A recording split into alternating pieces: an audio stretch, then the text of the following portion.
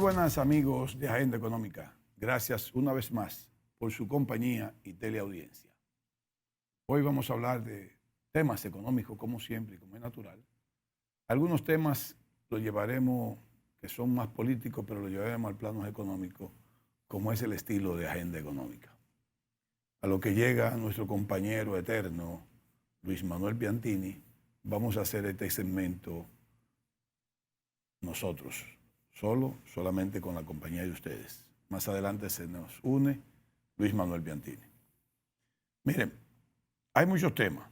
Hablaremos de las guerras, hablaremos del tema haitiano, natural, hablaremos del presupuesto y de muchos puntos económicos nacionales e internacionales. Pero a lo que llega Luis Manuel, yo quiero agradecerle a la Asociación Nacional de Jóvenes Empresarios que nos hiciera llegar este libro donde se compendia lo que es la Estrategia Nacional de Desarrollo 2030. Recuérdense que esta estrategia es una ley. Es una ley, la Estrategia Nacional de Desarrollo. Se hizo ley y fue en un, diríamos, consenso de la sociedad en general, de todos los poderes fácticos, de poderes civiles, representantes civiles, representantes eclesiásticos, religiosos, todos. Y yo quiero mencionarla, más que darle la gracia, porque si se hubiese llevado a cabo desde cuando se hizo, según el cronograma que también se hizo con esta estrategia, hubiésemos tenido al año 23, señores, faltan 7 años para que termine este acuerdo, porque esto fue un acuerdo que se hizo ley. Y faltan 7 años nada más. Y creo, eso no me traiciona, esto se firmó en el año 2008. Miren, yo me voy a permitir leer rápidamente, creo que lo tengo acá, los 4 ejes. Los 4 ejes. Ejes estratégicos. El primero es, persigue la conformación de un Estado social y democrático de derecho, con instituciones que actúan con ética, transparencia y ley de estrategia nacional de desarrollo, eficacia al servicio de una sociedad responsable y participativa, que organiza la seguridad y promueve la equidad, la gobernabilidad, la convivencia pacífica y el desarrollo nacional y local. El segundo eje estratégico postula la construcción de una sociedad con igualdad de derechos y oportunidades, en la que toda la población tiene garantizada educación, salud, vivienda digna y servicios básicos de calidad, que promueve la reducción progresiva de la pobreza y la desigualdad social y territorial.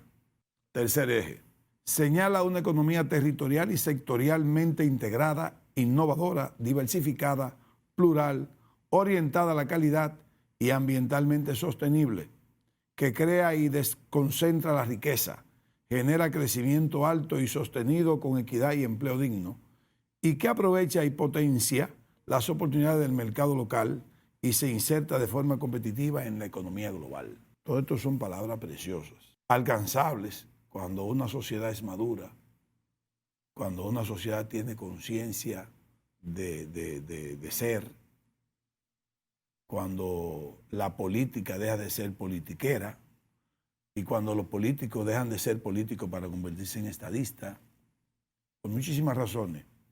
Y cuando los empresarios, que ahí sí se ha avanzado mucho en la parte empresarial, comienzan a tomar conciencia de que la distribución de la riqueza es importante para reducir la desigualdad, porque reducir la desigualdad es lo que hace sostenible una sociedad y una convivencia social.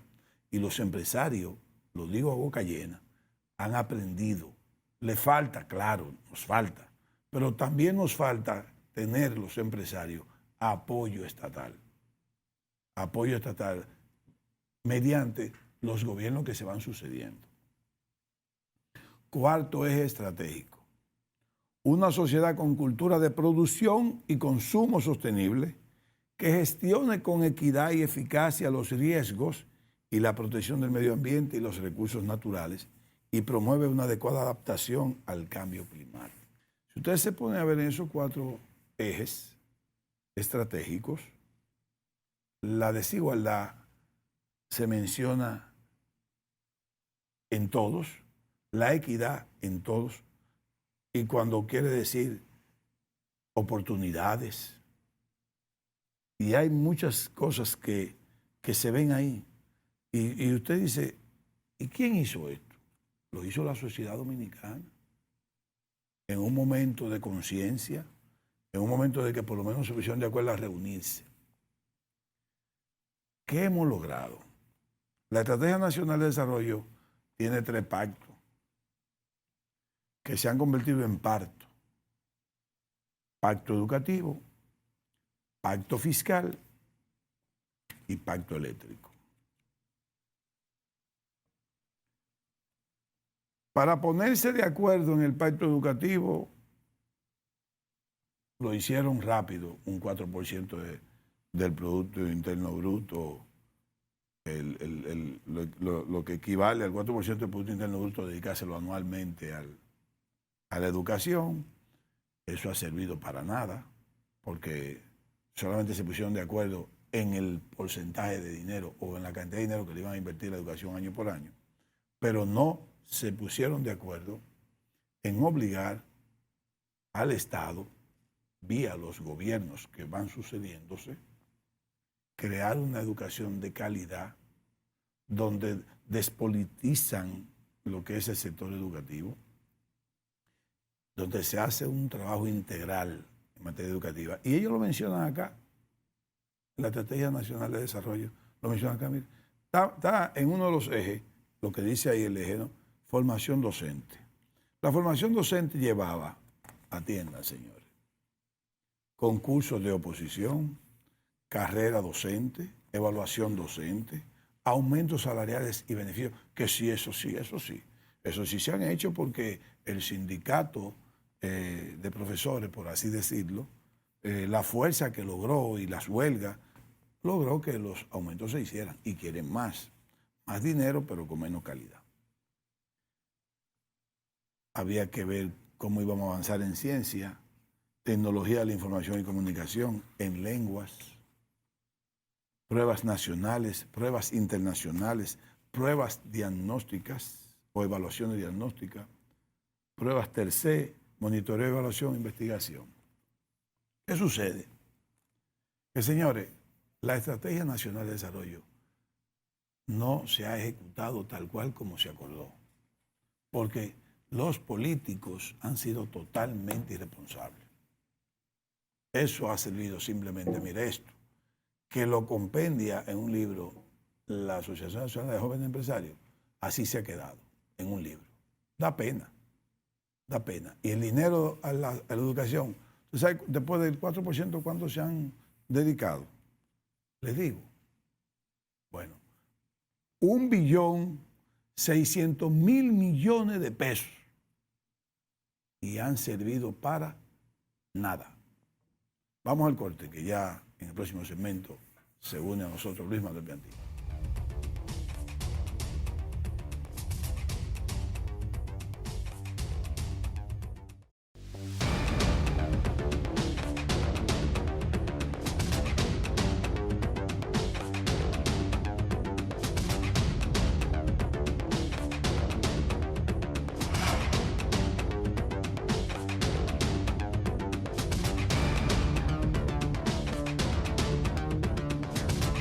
Continuamos con Agenda Económica.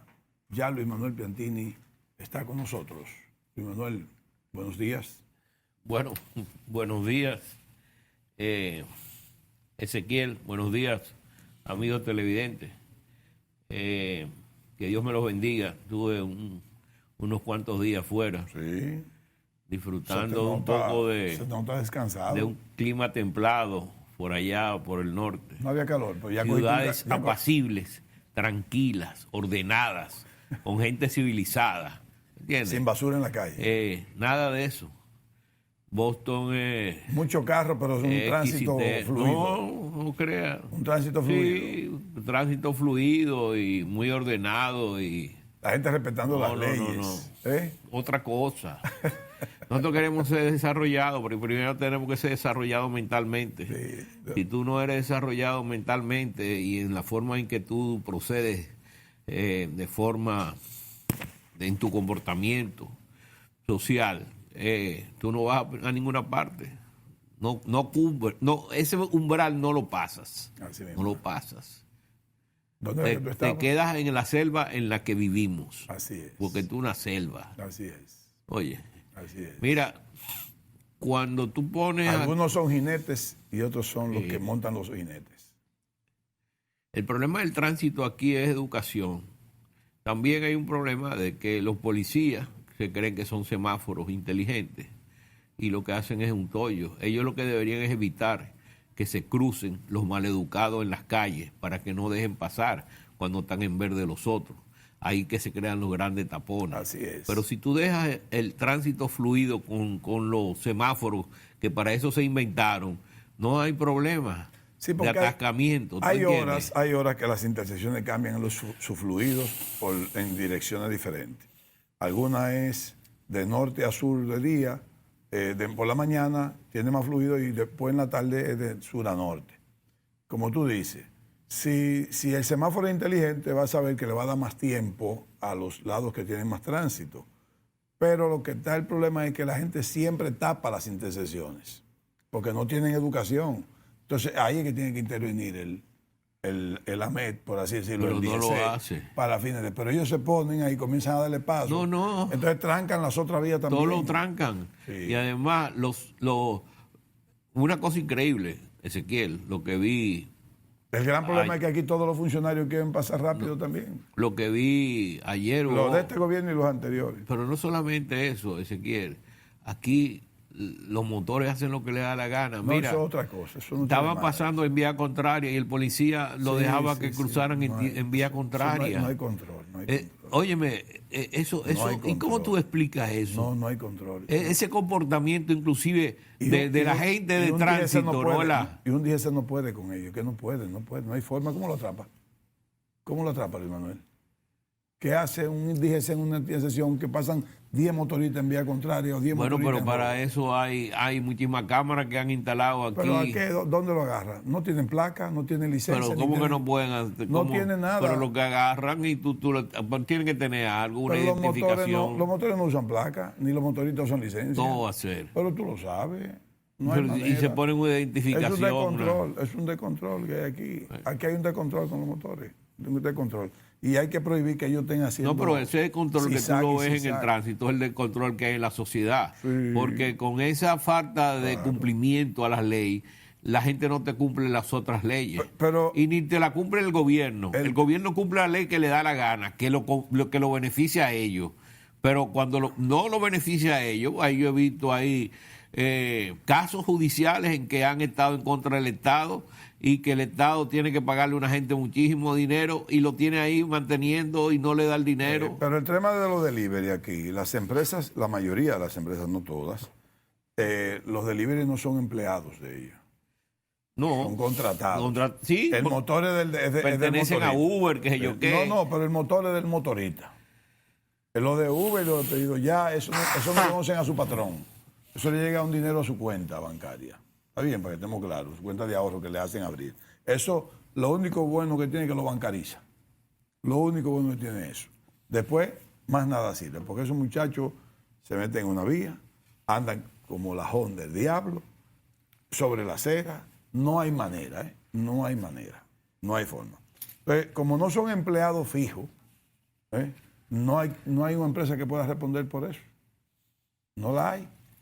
Porque ellos tienen que tener su motor. Si tiene placa, no es problema de la empresa que lo contrató. Si tiene licencia, no es problema de la empresa que lo contrató. Eso es un desorden como quiera. Eso es un tremendo desorden que hay, para que estemos claros en eso. Bueno, vamos a hablar de economía, Luis. Pero bueno, ese es el problema, que tú no puedes hablar de economía cuando tú tienes ese desorden tan grande, porque también los mercados están desordenados. ¿Me entiendes? Entonces, ¿qué es lo que tú vas a esperar? Es un mercado desordenado. Mira, Luis, nosotros tenemos, como tú decías, que la gente está pensando más en las guerras, pero no porque quiere guerra, sino porque están preocupados. Ese no debe ser nuestro primer tema, pero vamos a hacerlo como primer tema, basado en las consecuencias económicas que puede eso crear y sobre todo las consecuencias de la República Dominicana. A nosotros nos crea un problema de suministro, del asunto de los alimentos, de los granos sobre todo, y además del petróleo. La guerra está subiendo el petróleo. Las guerras. Las dos guerras, Ucrania, Rusia, Hamas y bueno, eso Israel. No, ahí no hay... Pero subió el petróleo a partir de ahí. Pero el petróleo no tiene una reacción, porque el problema es que ahí no es solamente Hamas y Irán, sino que Siria, está Arabia Saudita. Irán, entonces... Jordania indirectamente se ve involucrada, aunque no participe en guerra. O sea, ahí está Líbano, Jordania, Siria, Irán y Arabia Saudita. Sí, pero que la mayoría de ellos lo que le han dejado eso es a esta gente, porque ellos saben lo que son esta gente. Están armados por los iraníes. ¿Y quiénes son los iraníes? Los enemigos de Arabia Saudita. Pero yo no quisiera hacer un análisis. Por más relaciones diplomáticas que tengan, ellos saben que son enemigos unos de otros. ¿Entiendes? Es problema religioso. Ahí es un problema fundamental en esa cuestión. ¿Tú entiendes? Tiene un componente altísimo religioso. Y ese es Jerusalén. Y todo eso es problema religioso, todo lo que está pasando ahora. Yo no soy un experto en la materia, pero es Jerusalén el tema, porque ellos están compartiendo ese territorio por Jerusalén. No, pero el problema de Arabia e Irán, no, digo ellos Palestina lo que están... Israel. Sí, pero Palestina e Israel, esto va más allá de eso. Jerusalén. Sí, yo sé, pero hay un componente alto con Jerusalén, porque los dos entienden que Jerusalén les pertenece y está en el mismo medio. Jerusalén está en la parte este de Israel, y está más y ahí viven palestinos y israelitas juntos, y de hecho algunos están ligados en términos hasta matrimoniales, pero es un problema así. Ahora, yo lo que entiendo que eso era muy difícil ponerse de acuerdo al final, porque esa gente son enemigos a muerte. Ni los palestinos quieren que los israelitas citan, ni los israelitas quieren que los palestinos citan. Ahora, eso va a tener para mí un componente mucho más allá. Bueno, no tanto los palestinos, Ezequiel, porque una cosa es Hamas, que es una organización prácticamente terrorista, que es la que no quiere aceptar la existencia de Israel, y otra cosa es los otros palestinos, la autoridad palestina de la parte del West Bank, ¿no? Donde ellos están dispuestos a entrar en un acuerdo en que hayan dos países. Lo que pasa es que Israel se echa para atrás cuando la cosa se va acercando, ¿tú entiendes? Pero el problema... Pero es imposible acorralar a 2.300.000 personas en 40 kilómetros. Están acorralados ahora mismo. En 40 kilómetros. Están acorralados. Eso cualquiera se cansa. Eso se llama acorralar una rata. No. Eso es acorralar una rata, sí, la rata ataca. Pero son sus dirigentes que provocaron eso también, porque tienen una posición muy extremista, Sí, pero... Entonces no hay forma de entrar en un diálogo de aceptación de que hay un Estado ya que existe ahí. Pero no es solamente en el Estado que existe ahí, porque me están hablando, no, pero que eso fue en el 48. Pero si vamos a eso, aquí lo que tuvieron aquí eran los indígenas. Entonces vamos a dejarle esto a los indígenas porque nosotros estamos usurpando su territorio. En esa zona están desde el 48, pero Israel existe de hace muchos años. A Jacob le llamaban Israel. David y Salomón pero de Jacob que estamos, Abraham, Isaac y Jacob. Y Jacob es Israel. Ahora, de ahí viene el Israel de Jacob. Y David y Salomón eran israelitas. Lo que pasa es que fueron pueblos.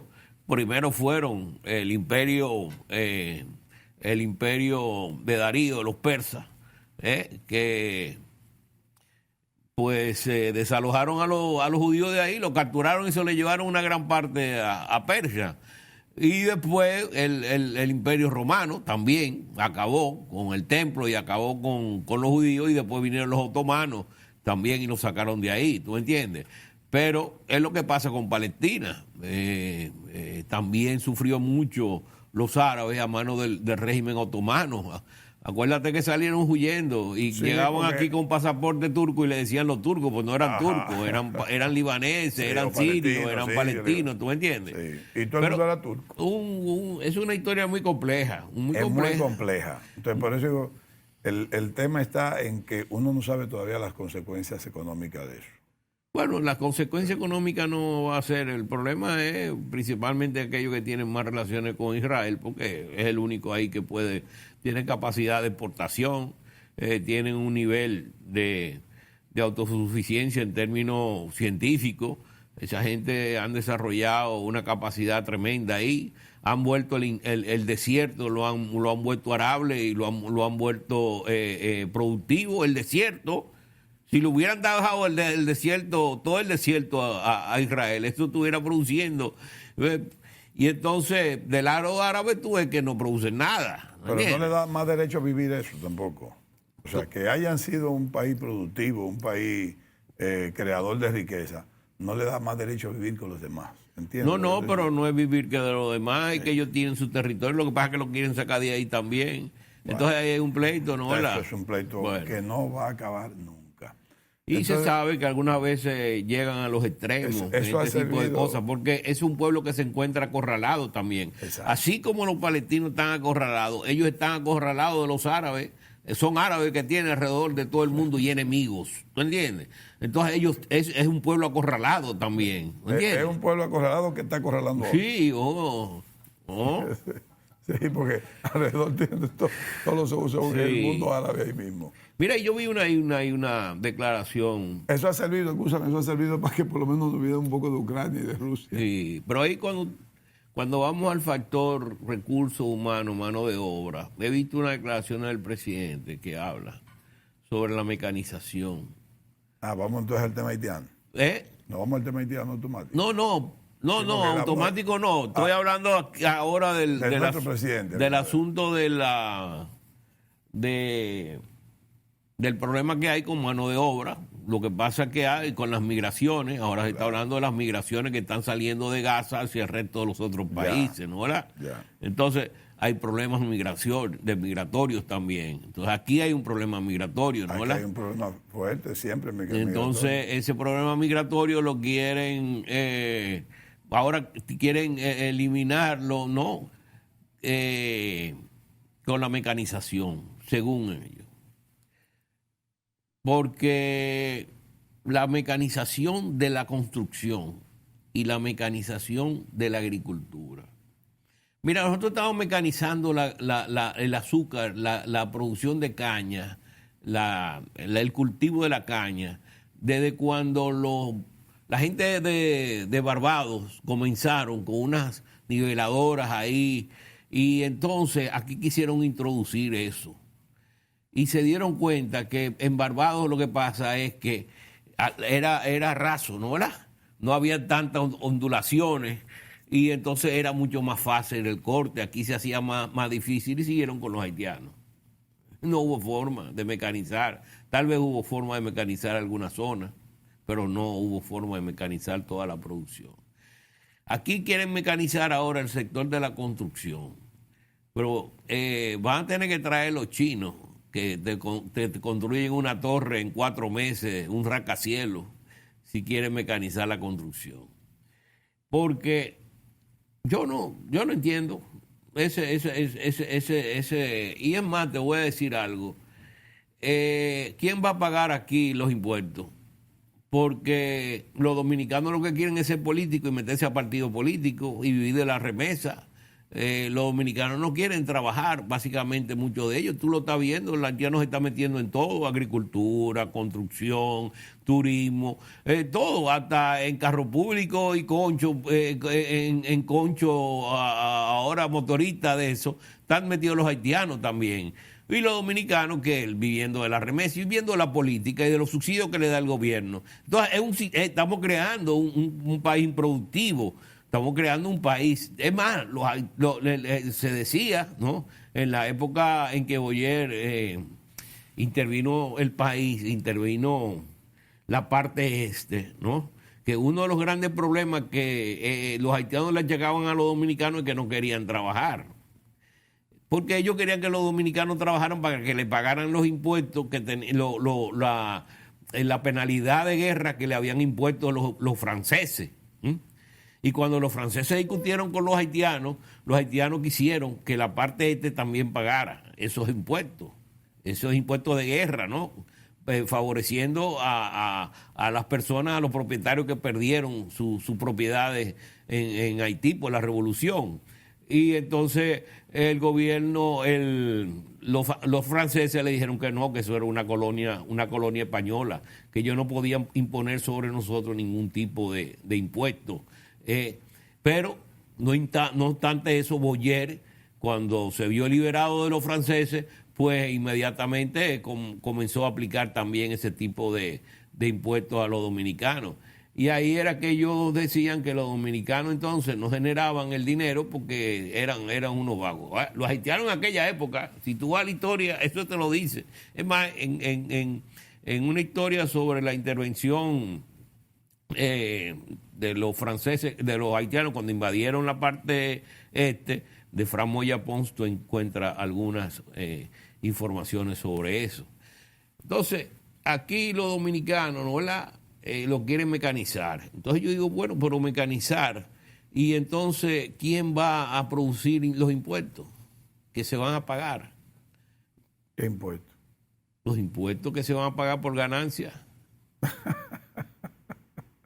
Pero la ganancia de los agricultores. Es lo que está pasando. Mira, tú dices, ahorita estábamos hablando de la cuestión, tú dices que aquí tú metes a los chinos a producir la construcción, ¿no? Bueno, los chinos te van a hacer una construcción en 2 meses. Una construcción en 2 meses. O sea que te va a reducir el costo enormemente. Es más, te va a mover el mercado. ¿Qué es lo que está pasando con los chinos que están ubicados en la plaza marginales? Que a ti no te gusta eso, ¿no? ¿Verdad? Porque son una competencia que tú dices desleal. Pero esos chinos están haciendo... Bueno, pero están haciendo un trabajo social. ¿Cuál? Porque los precios que tú ves ahí, que pagan los dominicanos más pobres, son como un 30, un 40%, es más. Yo vi hasta un 60% más barato que el que se paga en un supermercado. Pero eso no es un trabajo social. Bueno, un trabajo social, social porque le está quitando presión social. No, pero recuérdate que la parte de la sociedad, tú sabes muy bien eso, pero muy bien. Bueno, pero una cosa es los impuestos. Que los impuestos influyen mucho en la Una parte cosa social. son los impuestos, otra cosa es el pago de aduana, otra cosa son las ganancias del sector comercial, ¿no? Y la competencia. Y otra cosa es la presión que le quitan al gobierno, ¿no? Con una población que va a comprar en esa zona a mucho más barato que lo que compra la clase media, lo que compra la clase rica. Entonces, es un elemento que reduce la presión social. Por eso que te digo que lo que deberían es no eliminar eso, sino convertir todo en la sociedad y sin todo así de esa forma. Y tú expandes en el resto de la sociedad, en el resto del comercio y de la producción, ¿no? Y reduce la presión. ¿No ¿De entiendes? dónde se van a alimentar las recaudaciones? ¿De dónde se va a alimentar el presupuesto? De que la economía va a crecer mucho más rápido. Va a crecer mucho más rápido. Pero tú como quieras vas a pagar impuestos, porque esos chinos pagan impuestos. Lo que pasa es que pagan mucho menos que lo que tú estás pagando. ¿Los chinos pagan impuestos? Sí, cómo no. Ahí el embajador chino dijo que ya él se reunió con ellos y que ellos estaban y que ellos pagaban. ¿Con quién se reunió? Con los mismos chinos. Pero tú le vas a creer al embajador chino. No, bueno, es un diplomático, pero ven acá. Yo quiero que tú me digas si tú le crees. No, pero dime sí o no. No, pero yo le creo a él. Pues yo no. Va bueno. Ya, vamos al corte.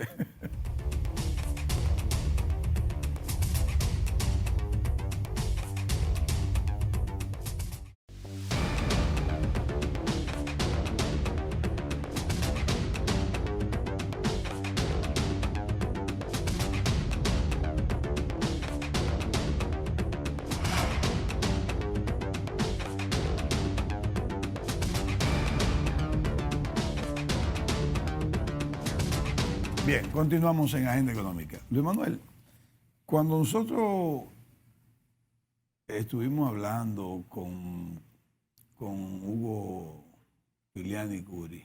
Ajá. Y con otras personas, con este muchacho Suero, el Aldo Suero y otra gente más de Arroz. ¿Tú te recuerdas que? Sí, el Arroz. Que veníamos y la arancel que a partir del 25, que qué va a hacer el sector arrocero.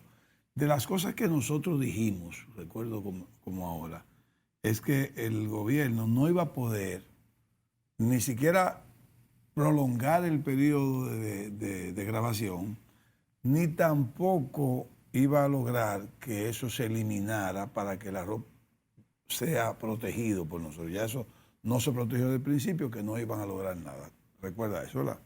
Y dijimos que lo que Pero la comisión se ha reunido 25 veces, así dice. Y se va a seguir reuniendo. Yo no sé. Y se va a seguir ¿Sabe Dios en esas 25 veces cuántas soluciones habrán salido? ¿No? Eso es turismo. Pero nada. Eso es turismo. Eso es una cosa de aquí. Sí, pero eso es turismo. Ponen a relajar al pueblo. Sí, pero es turismo. No, porque no es turismo, viejo. Claro que sean turistas. Pero que saben que eso no era así, que se procedía. Pero de las cosas que dijimos, pues... La ignorancia. Recuerdo yo que el Estado o el gobierno... Y la ignorancia es atrevida. Que el Estado o el gobierno tenía... Pues sí podía hacer, era mecanizar, entregar tecnología, pagarla el Estado como apoyo al sector arrocero.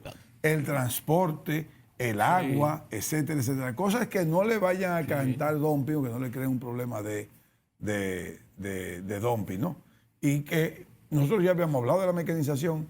Con el tema haitiano ahora, el gobierno anuncia que va a mecanizar toda la producción agrícola que se desarrolla en las zonas fronterizas, que dependen mucho de la mano de obra haitiana. Bien. Pero eso debió hacerse antes. Pero ahí no hay dinero. Esos campesinos no tienen dinero ni para producir sin mecanización, sin nada mecánica. Pero yo asumo que también le van a dar dinero para que produzca. Bueno. ¿Entiendes? Yo asumo eso. Porque le van a dar tecnología, le van a dar maquinaria, le van a dar agua, le van a dar transporte. Primera vez,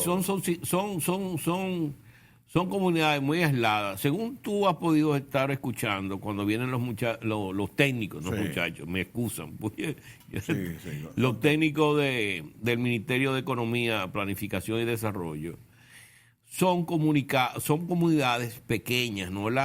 Y aisladas, ¿no? Y entonces, lo que consumen, básicamente, lo que producen es como autoconsumo, producción para ellos mismos. O sea, no tienen excedente. El único excedente que hay por ahí, producción excedentaria, es el guineo. El guineo que se produce en la parte norte, por ahí por Manzanillo, ¿no? Pero después, por ahí no hay producción. No hay producción. Yo recuerdo... No, mira, en Espartillar se llegó a producir mucho. Cuando se comenzó a hacer una tecnología de riego, que regaban más de 18,000 tareas. ¿Pero de qué? De todo, vegetales. ¿Pero a dónde? Espartillar. ¿A dónde es eso? Eso pertenece a Independencia. Allá abajo. Sí. O sea, allá abajo ahí, con ese suelo salinizado ahí. No, es fértil, es una parte fértil. O sea, que este país, esta isla es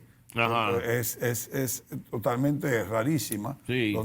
Donde, por ejemplo, Jarabacoa. En Jarabacoa tú tienes, que es muy fértil, pero tiene zonas que son muy rocosas. Sí. Pero es igual el Valle de San Juan, que está muy cerca de la frontera. Un valle muy fértil ahí, se produce de todo, ¿no? Muy fértil. Y hay zonas ahí que se produce mucho también. Que viene el Plan San Juan. Por la Malta de Farfán, toda esa zona de por ahí. Y Elías Piña. Y el Cercado, y Elías Piña, ¿no? Sí. Y en Independencia tú dices que más abajo allá también, ahí se puede. Claro. Pero bueno, no hay... Es restauración. Y sí, ¿no? Y eso está muy cerca ahí de... Y hay producciones ahí también interesantes. Pero como mira, el tema haitiano, la uva en Neiva. Estamos obligados a tocarlo. Ahora que el presidente anunció la apertura de la frontera solamente para la parte peatonal, no la parte de transporte. Pero ellos no la han abierto, ellos la han mantenido cerrado. Bueno, los haitianos dijeron que no iban a aceptar la frontera parcial. Por eso. La apertura parcial, que no la iban a aceptar, que o la abren completa o que ellos no van a participar. ¿Pero a qué hablan ellos completa? Que los camiones comen... Que sea también transporte vehicular. O sea que los camiones vayan de aquel lado y lo quemen la ganga. Bueno, la parte que sea, ¿no? Pero ellos dicen que no. Y de verdad que, mira, hay un tema con el transporte de vehículos, porque, por ejemplo, Codevi necesita esa frontera abierta. Codevi tiene un tema ahora mismo. Sí. Tiene un tema feo, Codevi, con el asunto de la frontera. No, yo vi cerrada. Que este muchacho hasta renunció y sí, no porque le están afectando. No, y se vio que la posición de él sustentada era porque estaba en contra de las medidas que había tomado el gobierno, ¿verdad? Bueno, no es que necesariamente esté en contra, es que le está afectando. Sí, bueno. O sea, él ni siquiera se ha pronunciado en contra, pero le está afectando. Por eso. Es un cierre de una empresa que tiene 11,000 empleados. Sí. ¿Cómo que? No solamente 11,000 empleados, que tiene además un compromisos de contratos, ¿no? De suplir en el exterior. Y tú sabes que eso es muy delicado, porque si tú te pierdes esos contratos más nunca van a volver a ti. Porque así perdimos nosotros una vez que abrimos, no sé si tú te acuerdas de eso, el mercado de los plátanos de Barahona al mercado de Nueva York. Así mismo. Y hubo un problema de escasez interno. Entonces el gobierno cerró las exportaciones. Ahí perdimos nosotros el mercado. Y lo conquistó Ecuador, y lo conquistó Colombia. Y no sé si creo que Panamá un poco. Bueno, Panamá un poco que produce entonces, plátano. Ese es el problema con estas empresas que suplen un mercado muy competitivo, que no es como igual aquí adentro. Esto está controlado y la distribución pertenece una parte a uno, otra parte a otro. El cemento, honestamente, mira, aunque le perjudica a la misma familia del presidente de la República, la prohibición de la exportación de cemento. El cemento, se exportaba tanto cemento que no es verdad que con ese cemento que se está construyendo el canal y que con eso tú vas a prohibir. El canal ya está listo prácticamente. Tú podías exportar el cemento, pero como está prohibido el transporte, el cruce de transporte, habría que prohibir el cemento, lógicamente. Y la empresa de la familia del presidente, su producción, el 40% de exportación, Haití, pero... ¿Y qué construyen de aquel lado? Ya se produce mucho. Hay tanta miseria. El cemento se consume. Pues entonces no hay tanta miseria. No, porque es que eso, miseria es relativa. La miseria es una desigualdad social que hay tremenda. Sí, pero no hay tanta violencia y la ganga tiene el 80% del territorio capturado. Pero hay dos empresas de cemento. Pero hay dos empresas de cemento que no tienen el 40%. Su producción no es un 40% de exportación hacia Haití. Pero el porcentaje que exportan a Haití es mayor que el 40% del cemento que exporta la empresa. Mira, yo creo que nosotros tenemos una película no muy clara de lo que está pasando en Haití. Mira, porque no es verdad que con la información que sale del nivel de violencia, del nivel de captura que tienen las gangas de los territorios, se pueda trabajar abiertamente una economía con una demanda creciente en términos, como tú dices, de cemento. ¿Y a dónde va eso? Si hay tanto problema a nivel de violencia en Haití. Entonces, yo algunas veces dudo y me pongo a pensar si no es una película que nos están pintando. Es que en Haití, de casi 12 millones de personas, solamente un 5% maneja los recursos económicos. Está bien. El resto es pero pobreza. Es que eso se traslada. Y entonces las gangas son parte de la economía, entonces que permiten que se trasladen los productos de un sitio a otro. Digo yo. Un producto que aquí se vende, por poner un número, en $150. En Haití se vende en $250. Yo estoy hablando de dólares. El mismo producto. Sí, está bien, pero tú me estás hablando del cemento. Para trasladar el cemento necesitan camiones. Ajá. Y camiones para transportarlo internamente. Las gangas que tienen controlado el 80% del territorio. No, pero es un peaje. Entonces ¿cómo funciona eso? No, que es un peaje. Entonces la ganga es parte de la economía también. Sí, o sea que no impide la economía. No la impiden. La guerrilla no impiden economía. La guerrilla lo que tienen son peajes en carreteras. Okay. Y tú tienes que pagarle su dinero para tú transportarte. Es así, no hay de otra. Y tú tienes que ir con civiles armados que pertenecen a la guerrilla para ellos custodiarte. Hasta donde tú vas, para que pagarle. O igual que lo que pasaba en Colombia. Exactamente. Que tú pagabas el peaje con la guerrilla. Listo, no había de otra. De moverte de un sitio para otro. Correcto, eso es todo. Y ahí tú pagas peaje porque ellos viven de eso. Exactamente. O sea, si ellos dejan que la economía se muera, entonces no tienen ingresos. Exacto. Además de los ingresos que tienen por contrabando, por narcotráfico, por una serie de cosas, ¿no? Ellos controlan eso. Ellos controlan lo que es el narcotráfico. No, para que la gente entienda, porque algunas veces nosotros nos perdemos y creemos que ahí hay un gran desorden. Y se ve que es un desorden controlado. ¿Y tú sabes cuánto es que recibe Haití de remesas desde aquí? Desde aquí. ¿Cuánto tú te imaginas que es, Luis Manuel? No sé, Son 800 millones de dólares. Pero yo estoy viendo ahí que nosotros estamos recibiendo remesas de Haití también. Pero muy poco. Pero hoy salió en la publicación del Banco Central, ahí salió Haití remitiendo remesas aquí. Entonces, ¿quién está remitiendo remesas aquí? Pero eso es para que me excusen, es una especulación mía. Pero eso para mí que eso es un trabajo de comerciantes para comprar aquí, que lo mandan como remesa. En bajo monto. No puede ser. En bajo monto. Puede ser porque mira Ezequiel. En bajo monto. Yo creo que estuvimos comentando y pasamos a este tema como una forma dinámica de hablar, ¿no? Claro. Que es el caso de la remesa, lo que publicó el Banco Central ahora, hace unos días, del aumento del 4% que hubo de la remesa en el mes de septiembre, ¿no? La correlación al año pasado. Correcto. Y que posiblemente superen los 10 mil millones de dólares este año, ¿no? Que nosotros al principio dudamos mucho de que eso sucediera. Nos ha sorprendido. Ahora, fíjate pero pasa algo, de 7 mil millones de dólares ya. Pero es que fíjate algo, Ezequiel. Ahí no solamente está jugando la posición de los dominicanos. Yo, que estoy dedicando ahora mucho de mi tiempo libre, de pensionado, vamos a decir, ¿no?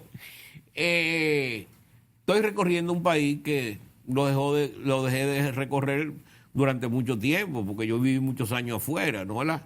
Y cuando venía era a trabajar y no tenía vacaciones y no conocía, ¿no? Y yo he estado visitando lugares turísticos. Por ejemplo, en La Romana, tú vas a los supermercados y la mayoría de la gente que compra ahí son extranjeros. Y tú dices, bueno, pero el turista no viene a un supermercado. ¿Estás hablando del pueblo o de Casa de Campo? No, del pueblo. Del pueblo. Pero el turista no viene a comprar en supermercados, ¿verdad? Tú vas a la parte este, a la otra parte este, por allá por Bávaro, por ahí, y pasa lo mismo.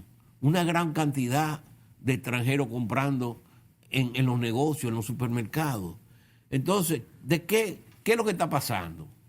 Que hay muchos extranjeros que han venido a vivir a República Dominicana precisamente después con la pandemia, cuando comenzaron los trabajos por virtuales, ¿no? Que tú salías de tu ocupación y ya te ibas a tu casa, te permitieron trabajar desde tu casa. Hay muchos que se desplazaron, ¿no? Y muchos que se han quedado en República Dominicana trabajando, que han comprado hasta casa, porque lo sé, ahí en Casa de Campo hay gente que vinieron desde California que trabajaban y han comprado casa ahí, se han quedado viviendo ahí. Entonces ellos reciben recursos, ¿no? Por esas labores que desarrollan. Hay muchos pensionados viviendo aquí. En La Terrena tú ves la cantidad de europeos que hay también. O sea, cuando tú me hablan a mí de remesa, no me pueden hablar de que fue que subió o bajó del desempleo en los Estados Unidos. Eso es parte, ¿no? Pero no es una parte tan importante ya como uno está viendo, que es el establecimiento de un grupo extranjero en República Dominicana que está recibiendo remesas del exterior. Tú vas a la calle El Conde, y tú vas a los sitios donde se desayuna por la mañana y se vuelve una partida de italianos y de españoles ahí. Mira, viven aquí. Hablando de la calle El Conde, como tú dices que estamos hablando de varios temas importantes. Hablando de la calle El Conde. Pero antes de que crucemos el tema, ¿tú crees que está pasando eso o no está pasando eso? Sí, claro, está pasando el asunto de la remesa. Pero hablando de la calle El Conde, hubo un editorial de Inés Aispun, o un comunicado, donde está observando el problema de la arrabalización de la calle El Conde. La calle El Conde ¿Otra vez? La calle del Conde era una calle histórica en este país, Sí, emblemática de la ciudad colonial. Se había como limpiado un poco. No, yo voy de vez en cuando por ahí. Que eso está hecho y observo. Yo tengo mucho que no voy también, pero eso es un desorden vendutero de todo los calibres. No hay control. Sí, ella no dice eso. Hoy pero el Ministerio de Turismo, ¿qué le ha pasado ahí? ¿Tú sabes cuál es el problema de República Dominicana, verdad? Que dejan que las cosas lleguen hasta el extremo. Hasta el extremo del desorden, como está Verón, como está Friusa, como está muchísimos sitios, que no sean solamente los de los haitianos, para que no vayan a pensar eso. El tema de los motoristas es un tema que está fuera de control. Aquí como que esperamos que las cosas salgan de control para intentar arreglar y después decir, no se puede arreglar porque se salió de control.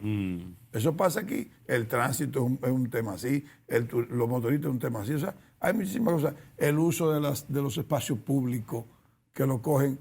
Tú vas a Herrera, por ejemplo, a Herrera, que es un sitio que voy diario por obligación. Y el uso del espacio público en Herrera es ya totalmente fuera de control. Entonces, ¿qué no arregla? Este es un país que está fuera de control. Por eso es lo que te estoy diciendo, o sea, todo, pero es que lo dejan así. Es muy difícil que esto demasiado difícil, pero porque las autoridades tampoco tienen autoridad. Mira, no, porque las autoridades se ponen como a ser cómplices de todo eso, para fines de voto. Es que a este continente le ha faltado varios Bukeles para que sea un continente ordenado y con un futuro y una esperanza. O sea, mientras tanto, seguirá el desorden. Estos presidentes populistas, algunos, otros que son muy liberales, dejan que la gente haga lo que le da la gana. Entonces estamos en eso, ¿entiendes? Estamos en un descontrol, estamos en una desorganización por el progresismo, un progresismo equivocado que hay, ¿tú entiendes? Y han dejado que haya ya esta indisciplina en términos, y que tú ves que eso se desarrolla a nivel de la educación. Oye los medios de comunicación, tú oyes la radio, tú ves la gente cómo se expresa, dice muchísimas malas palabras, la gente, las autoridades no intervienen, deja que eso sea así. Entonces, ¿en qué estamos parando nosotros? Es un pueblo que el que está un poco de conciencia dice, no, pero esto no va para ninguna parte, esto está empeorando, y trata de sacar a su familia de aquí, desgraciadamente. Y eso tú lo ves en la Florida, la cantidad de dominicanos que se han ido a instalar allá con su familia. ¿Por qué? Porque no ven un porvenir en este país. No lo ven. Bueno, hay un progreso económico, pero ese progreso se va a detener cuando no haya capacidad de seguir sustentando esta economía frente a la competencia del exterior. Tú lo mismo lo estabas diciendo en términos de educación. ¿Cuántos recursos se ha ido a un barril perdido? Que por cierto, tengo que corregir la cantidad. Yo dije 1.600.000. No es cierto. Es 2.140.000.000.000. Si eso se hubiera puesto en empresas, si eso se hubiera puesto en infraestructura, otra perspectiva tuviera este país en términos de desarrollo. Pero eso se fue a un barril sin fondo que se llama políticos. Políticos. Esos son los que han progresado en este país. Mira, los políticos son los que progresan en este país. Entre la educación y, óyeme Luis Manuel, y el sector eléctrico han quebrado este país. No, pero son los políticos. Han quebrado este país. Pero si, tú ves, la mayoría de los candidatos presidenciales, ¿dónde salen? Del Ministerio de Educación. Tú sabes que la gente no está queriendo estudiar. ¿Qué tú piensas? Que hay una estadística mundial que con relación el año 2022 cerró con relación al 2021 en el mundo con un 15% menos de la población con capacidad para estudiar que no quiso ir a la universidad. Se inscribieron 15% menos personas en el 2022 con relación al 2021 en universidades. Pero de las que se inscribieron, solamente el 5% fue a ciencia. Sí. De los nuevos inscritos del 22. Pero eso es en los Estados Unidos. No, estamos hablando a nivel mundial. No. No, vete a China a ver si el 5% va a Bueno, pero espérate, Luis Manuel, tiene que sumarlo, porque sabrá que en otros lados es cero. Pero un 5. En China debe ser el 20%. Pero ¿sabe qué pasa aquí también, verdad? Aquí no se está queriendo estudiar. Nada. ¿Por qué? Porque aquí un muchacho dura 5 años queriendo ser graduado de médico veterinario, no encuentra trabajo sino en el Estado regularmente. ¿Está bien?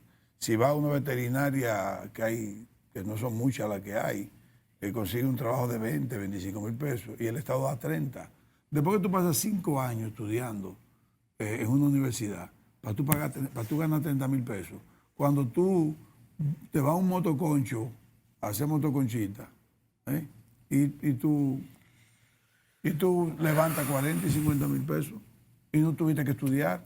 Y aquí la mayoría de abogados, la mayoría de contables están en Uber. Uno dice, bueno, tal vez no tienen tal vez no se formaron.